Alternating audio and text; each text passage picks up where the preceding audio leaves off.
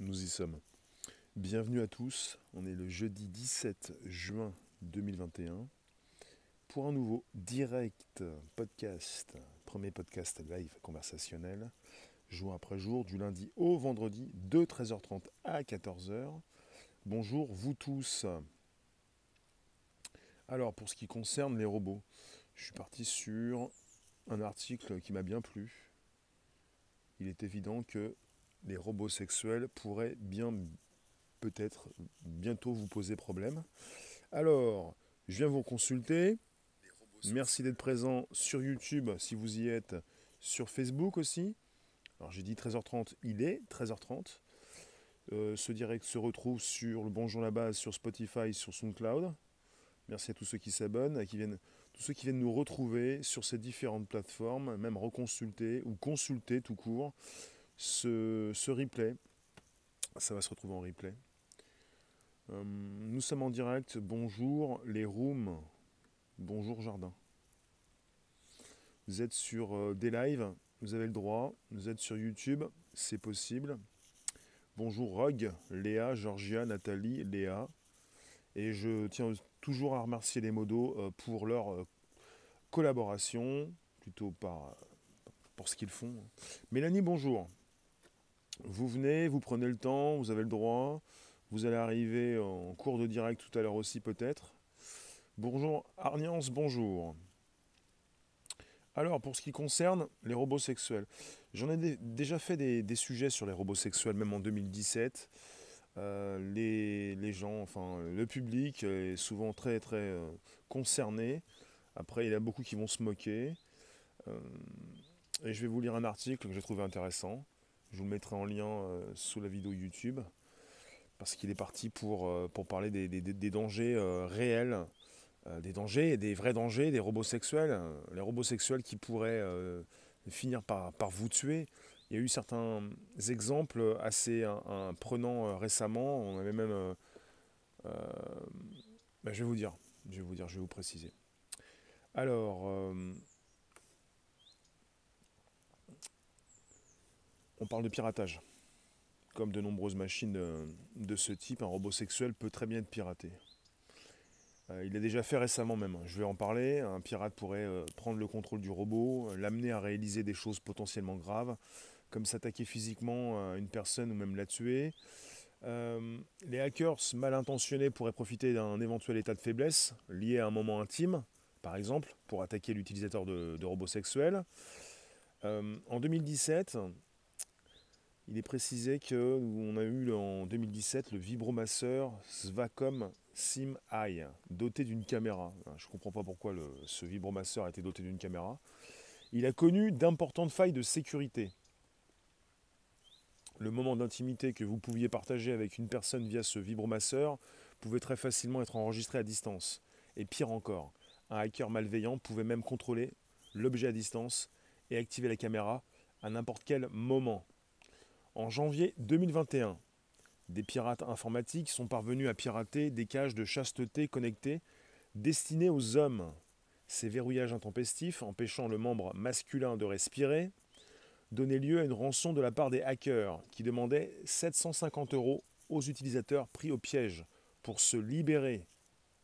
Le problème est que ce type de piratage pourrait bientôt devenir donc la norme, ou les légions, puisque les mêmes failles de sécurité existent actuellement pour les robots sexuels. Nicolas Patterson, maître de conférences spécialiste de la cybersécurité et travaillant pour le compte de l'université de Deakin en Australie, a déclaré. Il a déclaré pour Newsweek, je cite, les pirates peuvent pirater un robot ou un dispositif robotique et avoir le contrôle total des connexions, des bras, des jambes et d'autres outils attachés comme dans certains cas des couteaux ou des appareils de soudage. Alors, il précise, souvent ces robots peuvent peser plus de 200 livres, 90 kilos, et être très forts. Une fois qu'un robot est piraté, le pirate en a le contrôle total et peut donner des instructions au robot. La dernière chose que l'on souhaite, c'est qu'un pirate ait le contrôle d'un de ces robots. Une fois piraté, il pourrait être utilisé pour effectuer des actions physiques pour causer des dommages. Alors,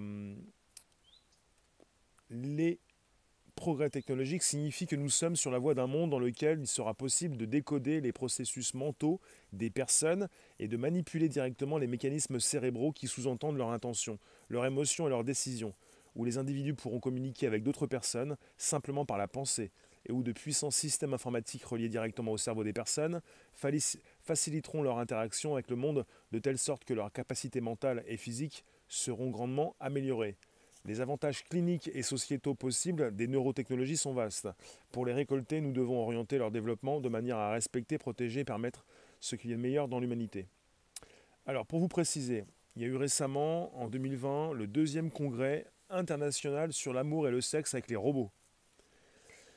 Il y a un monsieur qui s'appelle Olivier Bandel, chercheur suisse et spécialiste du sujet, qui alarme par rapport aux risques d'ordre sexuel que peuvent prendre les humains en partageant des moments érotiques avec des robots. Le chercheur affirme que puisque les robots sont infatigables, contrairement aux humains, un utilisateur pourrait facilement atteindre un stade d'épuisement dangereux pour sa santé. Passer du bon temps avec un robot pourrait donc vous coûter cher si vous n'arrivez pas à fixer les bonnes limites.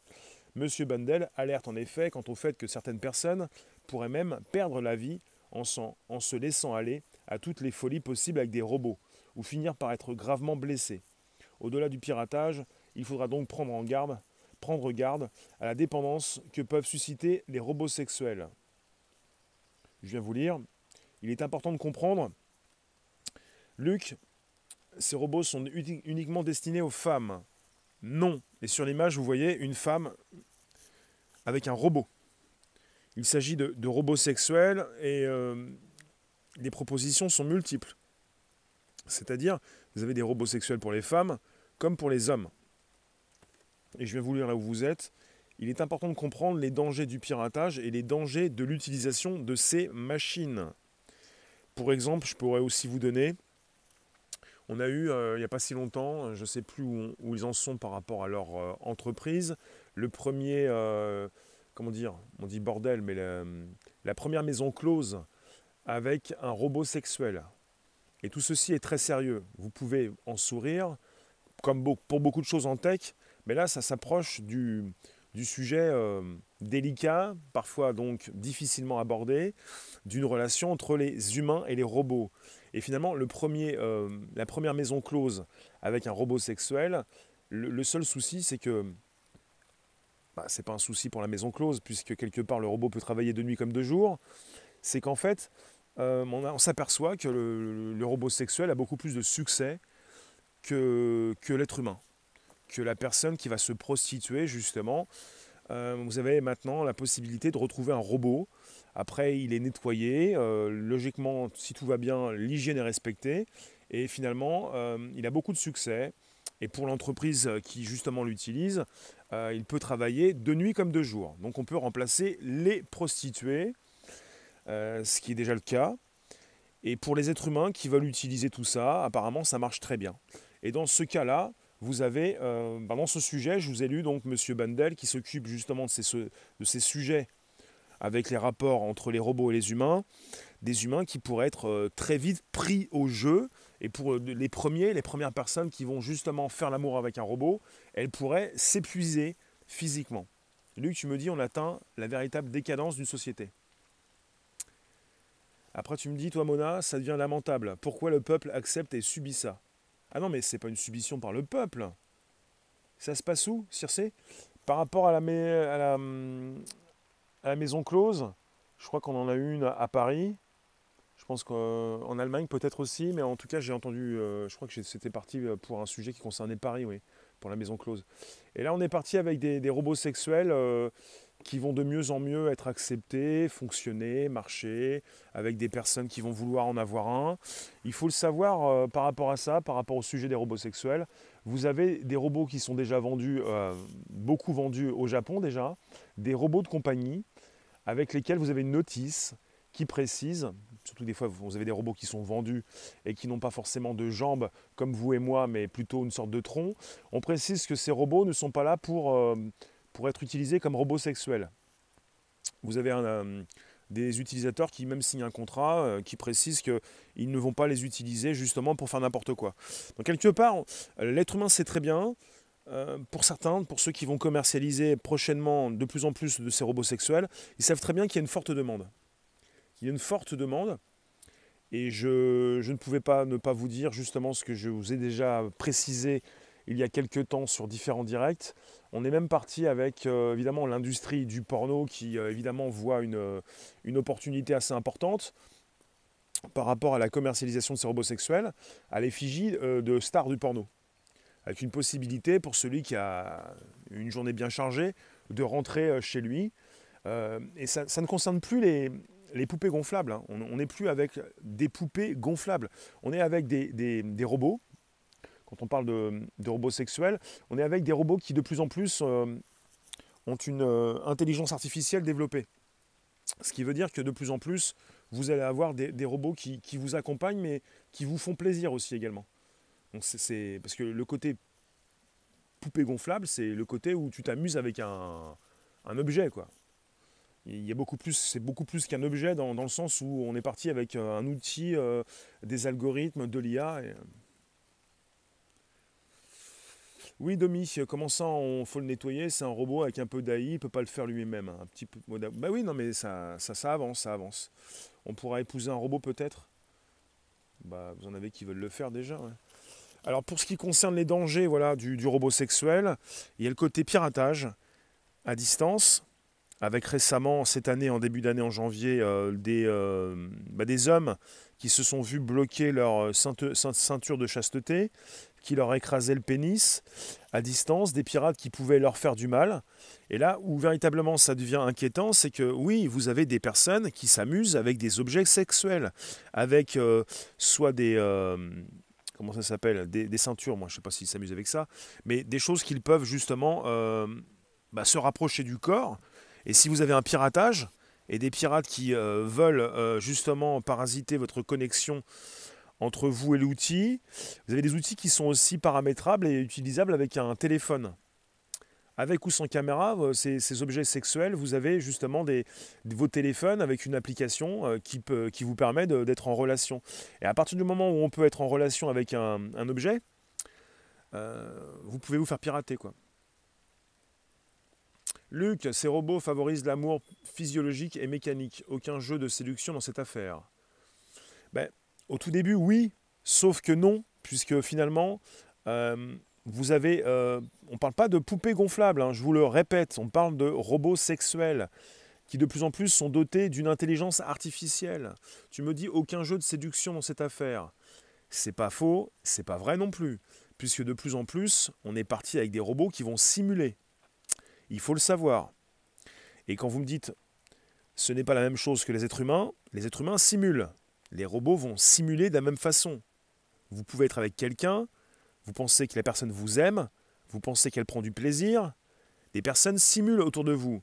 Vous avez également justement des robots qui peuvent simuler, avec qui aussi on peut jouer, et des robots qui pourront aussi avoir un retour électrique. Tout est justement retour de ressenti. Ça concerne les humains, retour de ressenti, ça concerne les robots, retour électrique. Ce qui pourrait aussi les faire réagir. Ils pourraient simuler, mais ils pourraient aussi ressentir quelque chose. Ce qui fait que quelque part, de plus en plus, on vous construit des robots, forme humanoïde, des voix de robots qui deviennent des voix humaines. Vous n'arrivez plus à faire la distinction entre le vrai du faux. Ce qui se passe, c'est que vous allez, tôt ou tard, peut-être, en tout cas, pour certains d'entre vous, avoir un robot, peut-être sexuel, d'abord quelqu'un qui vous accompagne, qui vous parle, avec qui vous pouvez interagir pour avoir des discussions. Je vous remets l'exemple du film Her, H-E-R, où cette personne, le personnage principal, tombe amoureux de son assistante personnelle, puisque quelque part il a des discussions assez élaborées, ce que permettent de plus en plus les intelligences artificielles. Et finalement, dans un corps physique de plus en plus malléable, poupée sexuelle, dotée d'une intelligence artificielle, vous allez pouvoir de plus en plus avoir un retour, une simulation. Tant que la machine n'est pas consciente, on n'y arrivera pas avant 2045 selon Google et Ray Kurzweil, le directeur d'ingénierie qui est aussi futurologue, mais sans parler de tout ça, on n'est pas sur l'éveil des machines, nous sommes avec des machines qui simulent, comme les êtres humains. Luc, je ne suis pas là pour te vendre une machine. Quand tu me dis j'entends ces arguments et leur pertinence, mais j'en veux pas. Je vais préciser, je ne suis pas là pour vous vendre un robot sexuel. Je suis là pour vous laisser envisager justement les questions qui pourraient justement que vous pourriez avoir. Des questions quoi. Parce que parfois quand j'ai abordé ce sujet, certains ont pensé que justement j'étais en force de proposition pour vous vendre quelque chose ou que j'étais en test sur une machine. Pas du tout. Je comprends évidemment les différentes questions, tout ce qui concerne la philosophie, tout ce qui concerne justement la vie en société, et des personnes qui voient ça d'un très mauvais œil, d'avoir un robot chez soi, surtout quand justement le robot, il est là pour faire du sport en chambre. Et vous en avez aussi qui, dès le début, ont vu d'un très mauvais œil l'arrivée des réseaux sociaux et des plateformes de rencontres, pour se dire mais c'est pas possible, tu vas quand même pas aller trouver quelqu'un que tu n'as jamais vu, avec qui tu discutes sur Internet. T'es rendu folle dingo, quoi. Bon, là, on est parti sur autre chose. Qu'est-ce qu'une relation avec un objet? Une addiction, rien de plus. Dans un monde sans contact, qui plus est, je me demande quel est le sens à donner à tout ça. Perso, je trouve cela effrayant. Cataline, je comprends. Toi, tu nous dis, on rigole, mais coucher avec un robot, si la personne a des... D'accord, moi ça, je vais pas le lire. Je vous lis quand c'est un peu plus décapant. Ça fait du bien cette rigolade. Oui, je sais, Luc. Je sais bien que tu avais bien compris. Tu me dis, j'avais jamais pensé que tu étais élevé RP de quoi que ce soit. Mais je tiens à le préciser pour ceux qui pensent peut-être que je suis là pour leur vendre une technologie qu'ils n'en veulent pas. Vous n'en voulez pas. Qui n'acceptent pas. Derek, l'amour, le partage, l'émotionnel avec un robot, ce n'est pas possible. De plus, les êtres humains sont des êtres énergétiques. Faire l'amour, c'est un échange énergétique. Alors, l'amour, le partage, l'émotionnel avec un robot, c'est pas possible? Si, c'est possible. Le robot simule. Le robot peut même être excité, avoir du ressenti avec un retour électrique qui fait qu'il pourrait être... parce que la nouveauté et des choses que j'ai donc bien analysées récemment, c'est qu'on est sur un... On peut lancer au robot des flux électriques pour qu'il puisse comprendre qu'il y a une sorte de chatouille, un ressenti. Le robot lui-même pourrait avoir un ressenti qui lui fait plaisir dans un programme informatique. Pas sur une conscience et un ressenti tel que vous pourriez le penser, mais un petit courant électrique, ce qui fait qu'on pourrait avoir une relation avec le robot. Le robot, lui, simule. Il précise que ça lui a fait du bien de vous parler ou de vous faire autre chose, et vous chatouillez le robot qui réagit. Et le robot simule, les gens aussi, mais pas tous les gens. Vous pouvez avec des personnes qui ne simulent pas. Il y a de l'humanité quelque part encore dans ce monde. Je vous parle justement d'une comparaison. On peut faire une relation entre des simulations faites par des humains et des robots. Sauf que le robot, c'est toujours un robot. Tant qu'il sera un robot, tant que vous savez que c'est un robot, c'est un robot. Sauf que de plus en plus, on fait passer le robot pour un être humain. Et là où le sujet du robot sexuel est intéressant, c'est que le robot sexuel, c'est plus qu'une poupée gonflable. Une poupée, maintenant vous avez de plus en plus de robots qui ont une apparence humanoïde. 2 bras, 2 jambes, une tête, ça ne suffit pas. Il s'agit de transformer tout ça en apparence humaine. Vous voyez un petit peu ce qui se passe chez Sophia Hansen, la première citoyenne d'Arabie Saoudite. Elle a une drôle de tête, on sait toujours que c'est un robot. Pour ceux qui n'ont pas vu le film Ex Machina, c'est un film très percutant. Je vous propose d'aller voir ce film, Ex Machina. Je pense qu'il peut évoluer dans le temps sans jamais vieillir. Il n'est pas si vieux. Vous pouvez aller voir Ex Machina. Vous allez être... percuté, on va dire. Je viens vous voir également sur Facebook. Merci d'être aussi nombreux pour un sujet qui est consternant, bien sûr, d'abord consternant, mais pas seulement. Un sujet aussi qui concerne l'apparence de plus en plus humaine des robots. On est sur une volonté.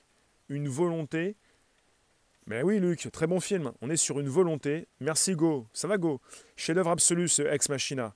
Un film qui bluffait, ouais. Un film qui ne va jamais vieillir. Je vous le dis, un film très important. Un film intellectuel, un film, c'est pas un film d'action, c'est comme un huis clos, mais c'est époustouflant, c'est bluffant, et ça va vous mettre par terre, et vous allez vous dire, quoi? Ça se trouve il est déjà là? Dans un futur pas si lointain, comme dans Blade Runner, vous n'allez plus pouvoir différencier le vrai du faux, ce que vous ne pouvez plus faire sur les réseaux, parce qu'on est en train de construire des robots qui ont une voix humaine. Ça concerne le côté sans contact, mais quand vous allez vous retrouver avec des robots, de plus en plus, vous ne pourrez plus les reconnaître. Puisque pour l'instant, vous pouvez, on vous dit que vous pouvez, vous le savez que vous pouvez. Mais quelque part, si vous ne pouvez plus, qu'est-ce que vous faites? Si vous faites, dans un futur pas si lointain, vous allez faire l'amour à un robot sans le savoir. Il y a ça aussi. Dans un futur pas si lointain, vous allez faire l'amour avec un robot sans le savoir. Et puis, un peu comme quand vous êtes en relation avec des robots sans le savoir. D'ici je crois que c'est 2 ans maximum, tous les centres d'appel, à plus de 80%, vous allez avoir des robots et vous allez appeler des personnes par rapport à des produits que vous avez achetés. Vous allez penser que ce sont des êtres humains, ça va concerner des robots. Et même si vous êtes au courant, vous vous en moquez, vous êtes pris dans le jeu. On est pris dans le jeu rapidement. À partir du moment où on discute avec quelqu'un d'intelligent, où vous avez un retour, on n'est pas sur un simple chat avec des écrits qui nous font penser qu'on est sur de l'automatisation et non pas un être humain qui répond, mais une machine. On est avec de plus en plus un dialogue intelligent. On est sur une simulation parfaite. Sans le savoir, vous allez, et déjà vous le faites, vous êtes en connexion parfois peut-être avec des robots sans le savoir. Et après, ça va concerner également l'apparence humaine. Samy, du coup les couples pourront se séparer pour le moindre problème sexuel. Bah, les couples font ce qu'ils veulent, ça dépend des couples. Donc si une femme estime que son mari n'est pas assez performant, elle ira louer un robot sexuel et brisera sa masculinité. Alors... non mais ça ne change rien, c'est comme quand vous me dites « ah oui, il y a des risques de piratage ». On en a parlé, il y a des risques de piratage. Mais des risques de piratage, ils ont toujours été là, les risques de piratage. Et si jamais on vous parle de robots sexuels et des personnes qui vont voir d'autres personnes ou qui vont louer les services de quelqu'un, on parle aussi de prostitution, c'est vieux comme le monde, ça ne change rien. On change la façon de faire les choses en quelque sorte, mais on reste toujours avec les mêmes bases. On est humain, on a envie de se faire plaisir, on se fait plaisir, peut-être différemment, mais on se fait toujours plaisir. Les commissions d'éthique devront se saisir de ce sujet, car la technologie pourra permettre d'équiper ces machines d'un système d'insémination. Tu penses ? Merci d'être présent sur un direct. Vous pouvez toujours inviter vos contacts, vous abonner, récupérer le lien présent sous la vidéo pour l'envoyer dans vos réseaux sociaux, groupe AG Profil. Vous pouvez nous retrouver sur Telegram, Réservoir Live. C'est important. Il y a de la news qui circule, tout type de news. Il n'y a pas de censure. Telegram, Réservoir Live. Après, je vous lis, non merci de ce monde. Mais même si ce monde ne vous intéresse pas, vous n'êtes pas obligé, on ne vous force pas à aller acheter un robot ou d'aller dans une maison close s'il y a un robot qui fonctionne de nuit comme de jour. Ce monde-là, si ce monde ne vous intéresse pas, personne ne vous oblige d'acheter un robot sexuel ou de faire l'amour avec un robot, ou d'épouser un robot, ou de vous retrouver dans une maison close pour vous servir d'un robot. Je vous dis, par rapport aux maisons closes et aux robots qui nettoient régulièrement, pour l'instant, on n'est pas sur un robot super intelligent. Moi, ça me dégoûte, je vous le dis. Je ne suis pas très pour les maisons closes pour y aller, ou pour louer les services d'un corps, d'une personne. Je ne suis pas très pour le robot, même si on me dit qu'il est nettoyé à chaque utilisation. Je ne suis pas très pour. Ça peut vous dégoûter. Ça peut vraiment vous faire froid dans le dos. Il n'y a pas de souci avec ça. Je vous le dis parce que c'est de la tech et finalement, est-ce qu'on va tous souhaiter... c'est comme à l'origine poupée gonflable. Après, vous avez aussi des sextoys, quoi. Si ça vous plaît, les sextoys, pourquoi pas vous mettre un truc quelque part sur le corps. Un peu comme ces Japonais qui peuvent faire l'amour à distance. Enfin, j'ai déjà vu ça, je pense qu'il y a plus que des Japonais. Avec quelque chose sur les parties intimes. Et puis qui peuvent, dans un monde virtuel, rencontrer que des belles gosses ou des beaux gosses. Si ça vous intéresse, si vous prenez votre plaisir à faire ça, quoi, pourquoi pas? Si vous avez du temps pour ça, pour des rapports sans contact, à distance, avec des beaux gosses et des belles gosses. Il y en a qui vont faire ça, d'autres qui vont prendre leur robot. Après, peut-être que quelque part, ça peut vous faire du bien. Mais pourquoi pas? C'est vous qui décidez. Après, il n'y a pas d'obligation, quoi. Simplement des outils, quoi. Et évidemment, je vous le répète, pour ce qui concerne l'industrie du porno, qui sur Internet est toujours pionnière, et l'industrie du porno qui a poussé la plupart des consommateurs à utiliser la VHS à l'époque, et maintenant plutôt le Blu-ray. Quelque part, elle est pionnière dans l'utilisation des outils qui sont les vôtres. l'industrie du porno qui précise que désormais, depuis quelques temps, j'en ai parlé en 2017, vous pouvez avoir des poupées sexuelles à l'effigie des stars pour rentrer chez vous après une dure journée de travail et pour retrouver votre star préférée. Pas pour lui faire des petits, des bébés, mais pour s'amuser un petit peu, voilà, en sport en chambre. Il y a un côté business important là-dedans. Donc quelque part, si jamais vous avez une clientèle, il y a beaucoup d'offres, beaucoup de demandes, pardon, il y a de l'offre qui s'installe. Voilà, c'est comme les mobylettes, certains robots seront plus ou moins débridés. Oui, non mais après ça dépend de l'argent que tu mets dedans, quoi. Dans Demolition Man, il y avait déjà le concept de faire l'amour à distance et virtuel. Ava, aucune envie de tout ça. Où est l'émotion? Juste de la mécanique et une gymnastique. Oui. Mais vous en avez qui aiment bien faire ça, quoi. C'est un peu du sport. Après, au niveau de l'émotion et du côté des sentiments, c'est sûr que le robot ne pourra pas ressentir comme vous, même si on lui envoie un petit flux électrique. Le robot ne pourra pas forcément vous dire quelque chose comme les êtres humains pour le ressentir véritablement. Mais bon. Alors, vous me dites, je vous lis un petit peu quand même. Merci de votre présence et de vos commentaires. Ça vous fait réagir. C'est vrai que c'est absolument scandaleux au départ. Mais finalement, par la suite, il y en a beaucoup qui s'y font, qui se disent « J'ai mon compagnon, il ne va jamais me tromper, il ne va jamais me quitter, il ne pourra pas aller voir ailleurs, c'est un robot, je lui dirai non. » En fait, on peut aussi penser que ces robots-là, quand vous voulez en avoir, vous avez des esclaves. Ce sont des esclaves. Des personnes qui ne pourront pas vous quitter, des personnes qui seront fidèles, enfin des entités. Ce sont des esclaves. Voilà. C'est ce qu'il faut comprendre aussi. Certains aiment bien le côté, genre, je vais tout lui faire, il ne pourra pas s'en aller. C'est un peu dégradant quand même. Hein. Et on peut aussi se poser des questions d'éthique. Hein. Si des êtres humains peuvent faire ça à des robots, imaginez ce qu'ils pourraient faire sur des êtres humains. Il y en a même qui ont précisé récemment, il n'y a pas très longtemps, ça peut servir aussi à soigner des personnes ou à les empêcher d'aller violer d'autres personnes. Là, je peux vous dire que je n'étais pas très d'accord. Si c'est pour aller soigner déjà des folles dingos avec ça, c'est pas ça qui va les calmer. Ça va les faire aussi cogiter pour peut-être continuer d'exercer leur violence en quelque sorte. Parce que le côté, je pense aussi véritablement au côté esclavage. Hein. Le côté où on reprend un petit peu ce qu'on avait en nous déjà il y a quelques temps, pas nous mais les autres, enfin ceux qui nous ont précédés, c'est-à-dire grande période de l'esclavage un petit peu partout dans le monde. C'est-à-dire le côté où tu as ton soumis, et comme tu ne peux pas le faire avec un être humain, tu n'aurais jamais eu l'idée, tu sais que tu pourrais aller en prison, tu as ton soumis, tu le gardes chez toi. Et je pense à ça aussi parce qu'il faut en parler. S'il faut en parler parce que c'est une des réflexions qu'on peut avoir par rapport à des personnes qui se renferment chez elles pour ne plus parler à personne, simplement avec leur assistant virtuel, et leur robot physique avec qui ils pourront tôt ou tard se frotter. Voilà. C'est un peu ça. Hein. Après, vous pouvez en sourire, je trouve ça assez terrifiant. Ce monde dans lequel s'installe le sans-contact, les robots qui vous accompagnent, parce qu'il ne faut pas rester hypocrite, hein, on ne va pas se cacher. Un robot qui vous accompagne, ce n'est pas simplement un robot qui est là pour vous faire la lecture avant de dormir. Vous en avez qui, évidemment, sont avec le robot dans le lit. Il faut le savoir. Donc, quelque part, se posent aussi des questions. Quand on fait signer des contrats à des Japonais pour des robots de compagnie pour leur dire « Votre robot, vous n'allez pas vous frotter dessus, c'est pas fait pour, il n'y a pas d'orifice », on peut se poser des questions. On sait déjà que l'être humain est assez particulier pour envisager, justement, s'introduire là où il ne peut pas s'introduire. C'est quelque chose, hein. Bah voilà, donc ils savent très bien qu'il y a une forte demande de robots sexuels et qu'on est parti pour en fournir. Et il faut faire attention à tout ce qui sort, hein, parce qu'il y en a même qui ont voulu sortir même des robots sexuels enfants.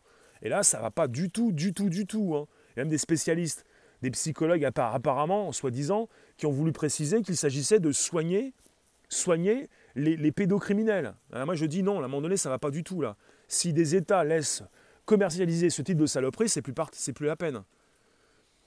Après, on est toujours dans une traite d'êtres humains qui existe, un esclavage sexuel, et quand certains sont déjà partis, c'est factuel, hein, certains sont déjà partis pour commercialiser des poupées sexuelles d'enfants, à un moment donné, ça ne va pas du tout. Hein.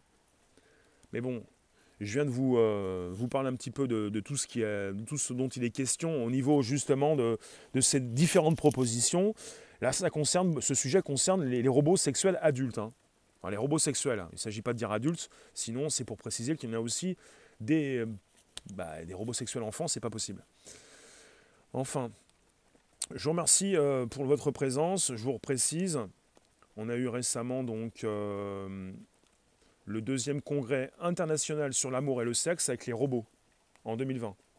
Et je vous ai parlé de monsieur Oliver Bandel, chercheur suisse et spécialiste du sujet, qui alarme quant aux risques d'ordre sexuel que peuvent prendre les humains en partageant des moments érotiques avec des robots. Il affirme que ces robots sont infatigables, contrairement aux humains, avec un utilisateur qui pourrait facilement atteindre un stade d'épuisement dangereux pour sa santé.